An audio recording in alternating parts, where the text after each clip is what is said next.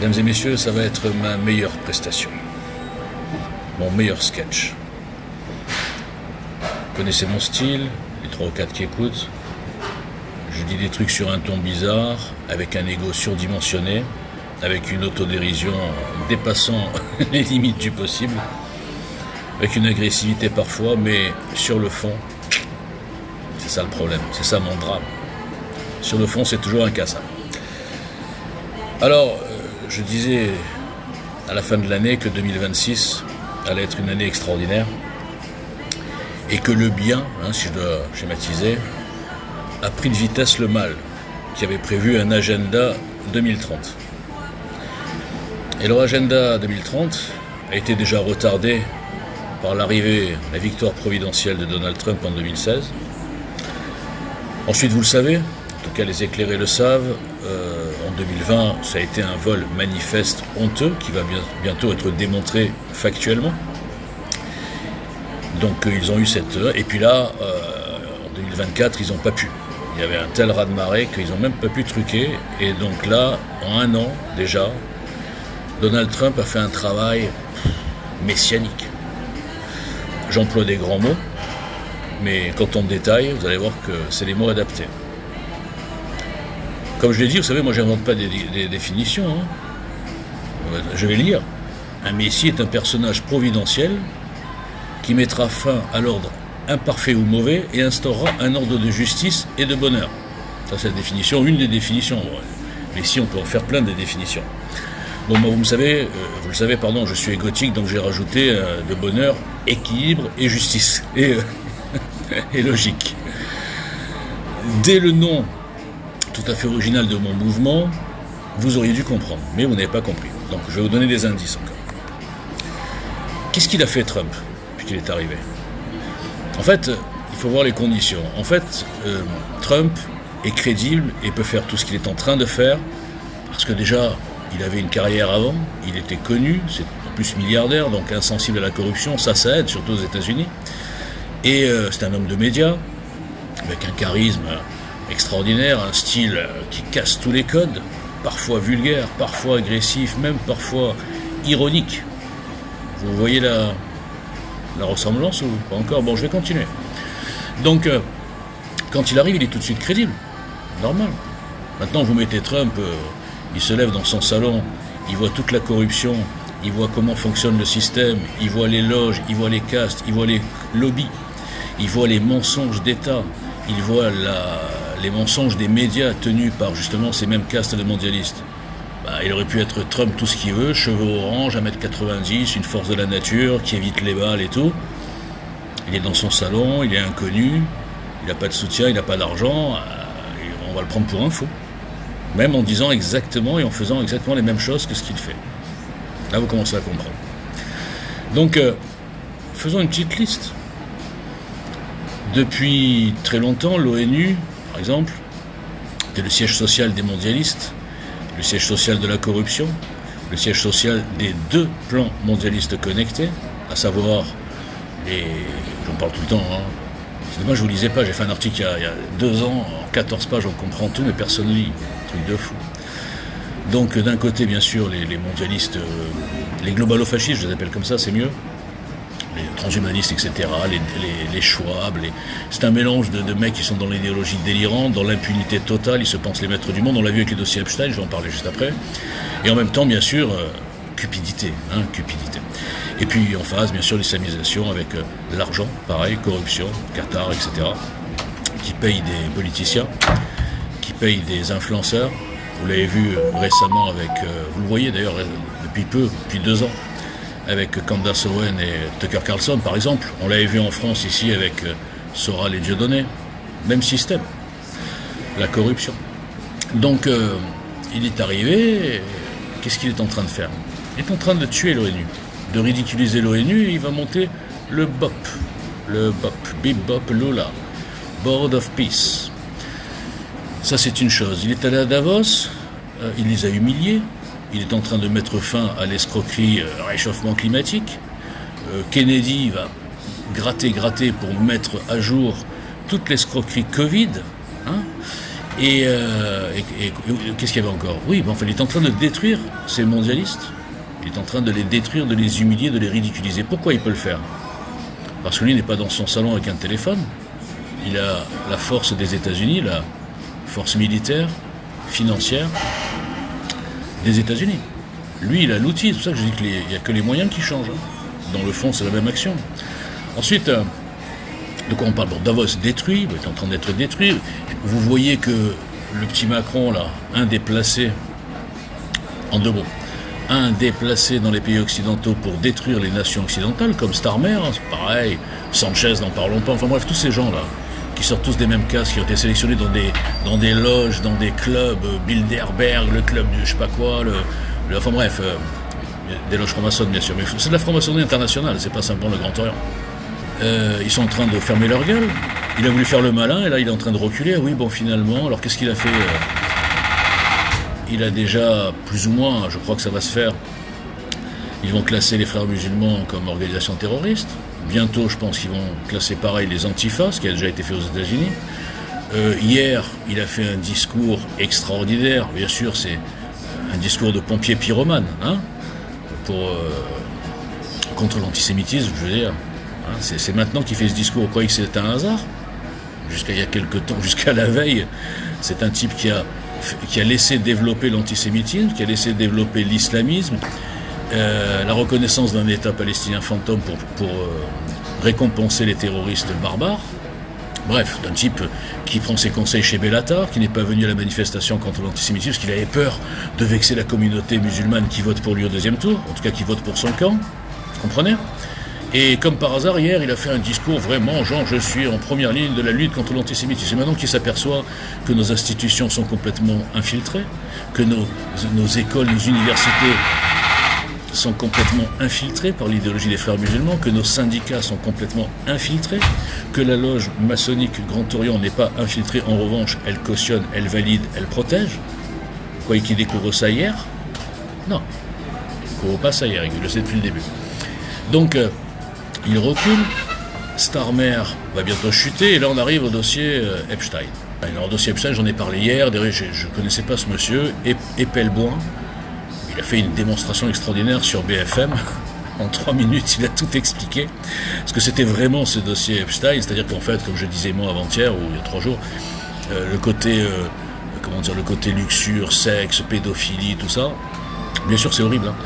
Mais c'est pas ça, le plus gros du dossier, c'est tout ce qu'il y a derrière. Ils font comment fonctionne le système international et toutes ces castes et ces loges et ces gens qui se prennent pour les maîtres du monde, qui le sont, jusqu'à l'arrivée de Trump. Et vous vous apercevrez que, eh bien c'est marrant, hein, 80% des mouillés, des corrompus, des pervers, de tous ces gens bizarres, eh bien ils sont dans le camp anti-Trump, anti-sioniste, démocrates, le fameux camp du Biden, du bien. Rajouter une lettre, c'est le camp du Biden. Obama, tout ça. Clinton en première ligne, etc. Comprenez? Et tous les financiers démocrates, etc. Tout ce camp du bien qui nous ment surtout, qu'on peut assimiler en France à la gauche caviar, qui a détruit la France. Bon, c'est pas encore fini, mais on va peut-être la sauver. Mais en tout cas, qui participe à la destruction de la France depuis 81. Donc, ces dossiers Epstein mettent à jour le vrai camp du bien.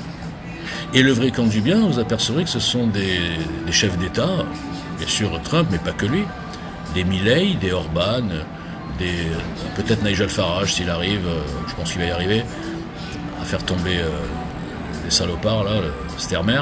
Enfin bref, partout ces gens-là, ils ont un point commun, ils veulent œuvrer pour leur peuple, et ils sont, par définition, s'ils sont patriotes, ils sont sionistes. C'est des amis d'Israël. Même l'Indien maudit, pour vous dire. Donc c'est pas le côté... Donc, quand on comprend ça, on comprend l'une des escroqueries dont je parle depuis des années. Et je trouve que dans notre camp, il n'y a pas beaucoup de gens qui parlent de ça. Je ne sais pas pourquoi, c'est peut-être tabou. À savoir que toute cette fausse dissidence a mis dans la tête, en partie rémunérée, hein, soit rémunérée en direct, comme les plus grandes stars là, de la dissidence fausse, soit juste opportuniste. Opportuniste, vous savez, tout le monde a compris que sur le marché de la dissidence, si vous dites je suis antisioniste, déjà vous avez un bonus et plein d'amis. Et c'est pareil dans tout l'Occident. Il y a des influenceurs, alors j'ai plus le nom, on m'a parlé d'une anecdote, là, une influenceuse qui était plus ou moins assez neutre sur le sujet, Et dès qu'elle a commencé à taper sur Israël, machin, elle a multiplié par 10 ses followers. Eh bien, si vous voulez être hors système, être soi-disant un dissident, il faut rentrer dans cette caste de corrompus de Camelot. Cette caste de corrompus de Camelot qui ne peut pas débattre contre moi. J'en parle tous les jours, ça fait 6 ans que je les démonte tous, que tout le monde me boycotte. Et là, on arrive à ce que je disais un jour, le cancer est aussi dans notre camp. Vous allez voir l'analogie. Aux États-Unis, dans les républicains, il y a ce qu'on appelle les rhinos. Je ne sais plus ce que ça veut dire, mais en gros, ça veut dire que c'est des traîtres. C'est des rêves encore, comme j'en parle souvent. Les républicains, là, il y a des républicains qui sont élus sous l'étiquette républicain et qui sont pas des infiltrés, mais des traîtres. Donc jusqu'à présent, Donald Trump n'avait pas encore les mains complètement libres aux États-Unis. Et là, il les a. La preuve, c'est que la loi sur l'obligation de déclamer ou de présenter une pièce d'identité pour pouvoir voter, ce qui est la moindre des choses, va être adoptée là. D'accord ?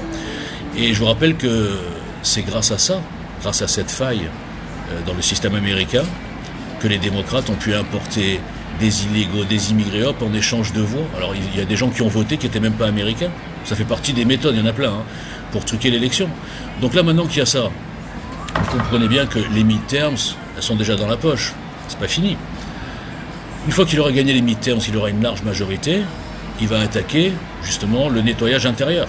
Et là, on va avoir des arrestations, des Obama, des Clinton, de tous ceux qui ont trempé dans toutes ces magouilles depuis des années de corruption, qu'on voit un petit peu dans les dossiers Epstein.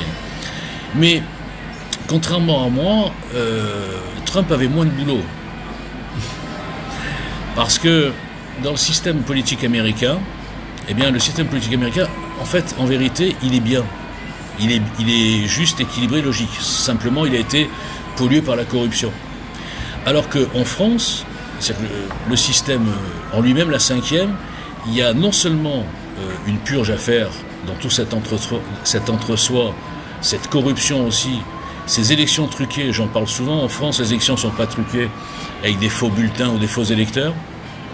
Elles sont truquées par le fait que 95% des médias, déjà médias publics à 100%, mais même des médias privés, 95% bossent pour un camp et contre un autre. Ça suffit. C'est même pas la peine de truquer. Vous comprenez ? Donc, le problème en France, c'est que c'est aussi un problème de système. C'est corruption, bien sûr, et système. Donc c'est encore plus dur. Lui, il n'a pas besoin de dire, les gars, il faut faire un Big Bang institutionnel, machin, la Cour suprême. Il n'a pas besoin de dire comme je dis moi, où je passe pour un débile, alors que c'est d'une évidence, c'est d'une clarté absolue, et tout me donne raison depuis 7 ans. Personne ne le voit, parce que je suis avec un petit téléphone. Donnez-moi un grand téléphone et un haut-parleur, je renverse ce pays. Déjà, je vais vous dire une chose, j'en parlais hier. L'exploit, c'est d'être un tel inconnu et de dire de telles vérités que je n'ai que des ennemis sur ce réseau social. J'ai des petits cafards qui m'insultent toute la journée. J'ai bien sûr un boycott total de tous les petits médias. J'ai bien sûr un boycott destruction qui a commencé avec Messia d'un mouvement politique que j'ai lancé parce qu'évidemment j'étais pas dans la norme, j'étais pas dans la case, j'étais pas dans une loge, j'étais pas franc-maçon, j'étais pas homo, enfin j'avais rien pour plaire. J'avais rien pour plaire à ce système et en plus je m'appelle Boujna, bon je dis souvent. Donc tout ça pour revenir sur Trump. Avec la victoire au midterm qui va arriver là, enfin en novembre, il va avoir les mains libres pour faire la purge intérieure. Mais revenons sur l'extérieur. Qu'est-ce qu'il est en train de faire là ? Comme j'ai dit, il casse en deux l'ONU corrompue. On l'a vu récemment avec Albanese. Je vous rappelle que c'est la commission de l'ONU qui a nommé et qui a même renouvelé le mandat de cette femme, de cette folle alliée complètement corrompue.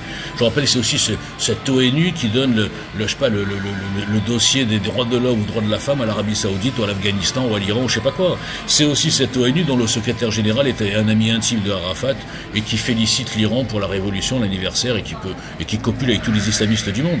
Dans des réunions où il y a les mecs chez Al Jazeera, où il y a des mecs du Hamas, etc. Tout va bien. C'est cette ONU-là qu'il est en train de détruire. Et puis bien sûr, j'ai oublié de le mettre dans la liste des hashtags, l'Union européenne. Les gens basiques, binaires, comme j'en ai vu quelques-uns, ici même des inconnus, qui ont dit « Ouais, Trump, pour qui il se prend, nous on est la France, il attaque la France », des abrutis. Ils sont soi-disant patriotes, mais ils ne comprennent rien à ce que fait Trump. Ils pensent que Trump attaque la France, l'Europe, les Européens. Non, il veut les sauver. Et pour sauver les Européens, la civilisation européenne, de ces corrompus qui nous noient sous l'immigration massive, qui se couchent devant l'islam au sens large, qui se couchent devant les gauchistes, les racailles, les antifas. Vous avez vu ce qui s'est passé avant-hier, enfin hier ?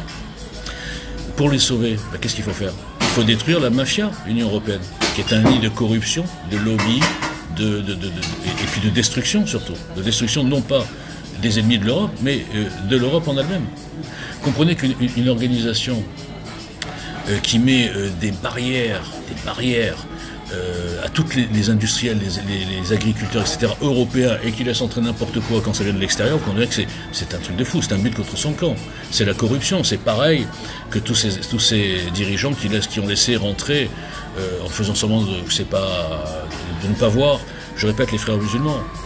Ce sont les mêmes qui vous disent jusqu'à aujourd'hui, la sécurité n'a aucun rapport avec l'immigration. Vous comprenez? Ce sont les mêmes qui vous disent que l'antisémitisme, c'est pas spécialement une certaine partie des musulmans, c'est l'extrême droite. Enfin, il faut arrêter les conneries. Tous les jours, on voit bien d'où vient l'antisémitisme, on voit bien d'où vient cette haine qui est instillée, justement, qui est infusée, qui est insérée, ce que vous voulez, chez nos jeunes surtout, non seulement par la fausse dissidence Soral, Dieudonné, toute la clique, mais aussi, bien sûr, dans les syndicats, dans les universités, par des petits militants qui sont aussi payés. Après, les mondialistes, qu'est-ce qu'ils font? Diviser pour mieux régner. Pourquoi croyez-vous que Soros, cette espèce de diable, il finançait les BLM, il excitait bien les BLM contre Trump à l'époque? Pourquoi croyez-vous qu'il finance les antifas? Pourquoi croyez-vous qu'il finance les espèces de LGBTistes, de féministes, mais qui pompent les islamistes? Vous voyez un petit peu le truc? Bon. Donc quand il attaque l'Union européenne et qu'il les humilie, il n'attaque pas les Européens, au contraire, il veut nous sauver. Donc là, je m'adresse à un des abrutis là, qui va réagir. Il attaque la France. Ah oui, Macron, moi je l'aime pas, mais là, quand même, il défend la France. Vous n'avez rien compris, quoi. Un truc de fou. Donc, tout ça pour vous dire que... Bon, j'oublie ma plaisanterie sur Moses le Messie, mais juste pour revenir sur Trump, oui, évidemment que c'est un Messie dans ce sens-là. Il est en train de nettoyer. Et jusqu'à aujourd'hui encore, les médias continuent à essayer de le diaboliser, de le psychiatriser. Oui, Trump il a fait ci, Trump il a fait ça. Et même dans notre camp, j'en parlais il y a quelques jours, il y a une semaine, comment dans notre camp des gens patriotes peuvent rentrer dans les éléments de langage dégueulasses de la gauche, de la bienséance, je sais pas comment on dit là, du bien-pensance, qui veut diaboliser Trump. Hein? Comment c'est possible? C'est pareil qu'ici, comment des patriotes peuvent m'insulter toute la journée alors que je suis en première ligne du patriotisme et des propositions pour défendre des gaz, pour défendre des corrompus par les corrompus par les followers. L'argent des corrompus sur Twitter, c'est pas l'argent, hein, c'est les followers. Ils sont prêts à trahir le monde entier, leur père, leur mère, leur ami, juste pour avoir plus de followers. Vous voyez, c'est un peu le truc, c'est pareil, chacun son niveau de corruption. Donc comment c'est possible de critiquer Trump quand on voit ce qu'il est en train de faire? Il est en train de remettre le monde à l'endroit, vous vous rendez même pas compte?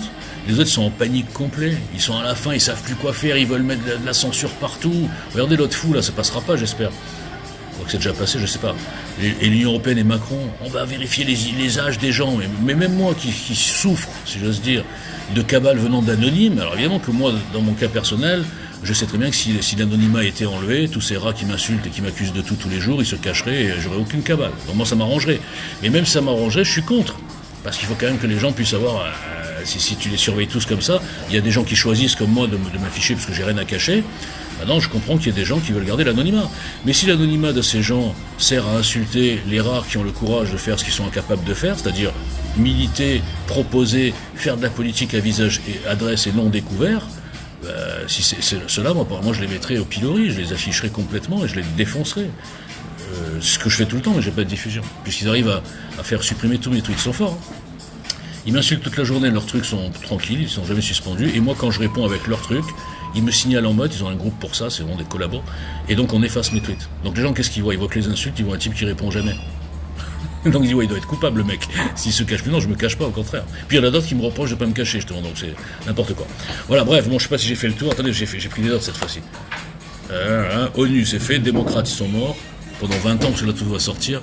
Les midterms, ils vont se prendre une tannée. Ah oui, j'ai un chiffre à vous donner. Vous voyez que c'est un peu la même chose. Regardez en France, quand on voit le Parti Socialiste se corrompre complètement avec l'autre connard, là, comme il s'appelle Grégoire, je crois, hier, il commentait le truc Traoré, là.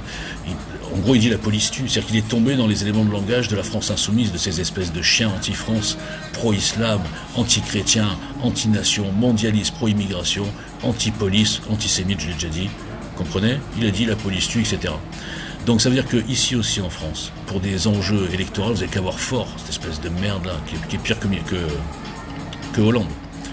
Bon, ils se sont corrompus, parce que la force dans la rue et tout, elle était chez LFI. Donc ils se collaient à LFI. Et bien aux États-Unis, c'est pareil.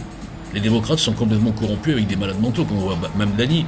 Eh bien, juste un chiffre, et je suis sûr qu'en France, ça doit être pareil. 58% des électeurs démocrates, là-bas c'est simple, il y a deux partis, schématisé. 58% des électeurs de gauche, 58% trouvent que la gauche est allée trop loin dans l'extrême gauche. Comprenez ? Donc même les électeurs démocrates au fond, même s'ils n'aiment pas Trump, ils vont ou s'abstenir ou voter Trump, et ça va être, les mi-termes, ça va être un raz-de-marée. Alors que pendant ce temps, les médias mainstream ici vous disent que Trump est détesté, les gens regrettent d'avoir voté Trump, il va se faire éclater aux midterms, etc. Comprenez ce que c'est que la corruption des médias? C'est cette espèce de propagande où on nous ment sur tout depuis 40 ans. Hier, je ne vais pas parler de trop de choses. Bon voilà, donc j'ai fini quoi, midterms, c'est fait, corruption, fausse dissidence, voilà, c'est bon, allez, ciao, bonne journée, bon week-end.